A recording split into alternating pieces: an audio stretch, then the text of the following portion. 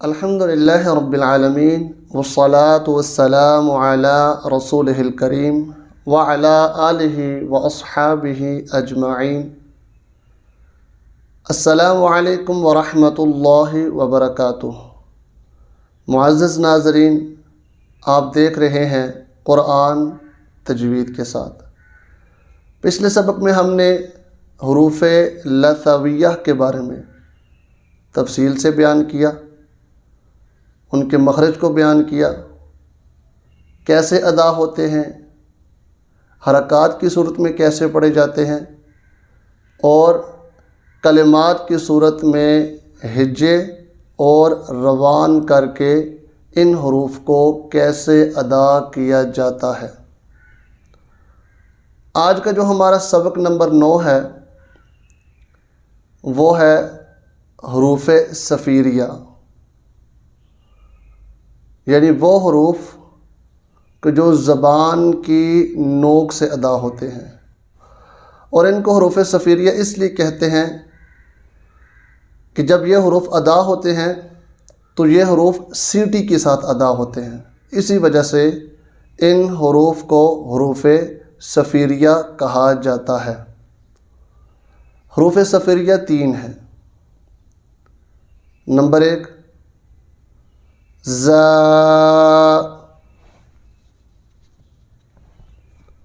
ز۔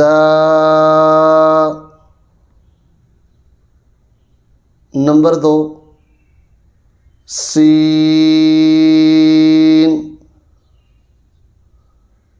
سین۔ نمبر 3 صاد، صاد۔ زا، سین اور صاد، یہ 3 حروف ہیں، یہ زبان کی نوک سے ادا ہوں گے، اور سین اور صاد میں فرق کرنا ہے۔ سین کو باریک پڑھا جائے گا، اور اسی طرح ہم صاد کو جو سین کی طرح باریک نہیں پڑھیں گے، کیونکہ صاد حروف مستعلیہ میں سے ہے، اور حروف مستعلیہ ہر حال میں پر پڑھے جاتے ہیں۔ اب ان حروف کو حرکات کی صورت میں پڑھتے ہیں۔ ز، زبر ز، ز، زبر ز، ز، زیر زی، ز، زیر زی، ز، پیش زو، ز، پیش زو، سین، زبر س، سین، زبر س، سین، زیر سی، سین، زیر سی، سین، پیش سو، سین، پیش سو، صاد، زبر صا، صاد، زبر صا، صاد، زیر صی، صاد، زیر صی، صاد، پیش صو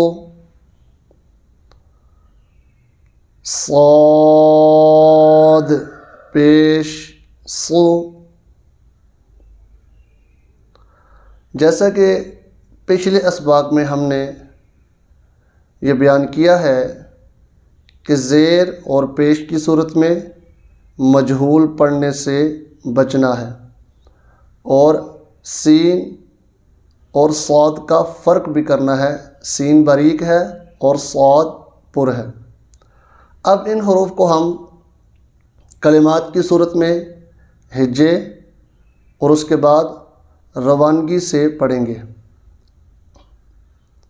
ز زبر ز، لام زبر ل، زل، فا زبر ف، زلف، کاف زبر کا، سین زیر سی، کسی، با زبر ب، کسیب، صاد پیش صو، ح پیش حو، صح، فا پیش فو، صحف. اب ان کلمات کو روان کر کے پڑھتے ہیں. زلف زلف، کسب کسب،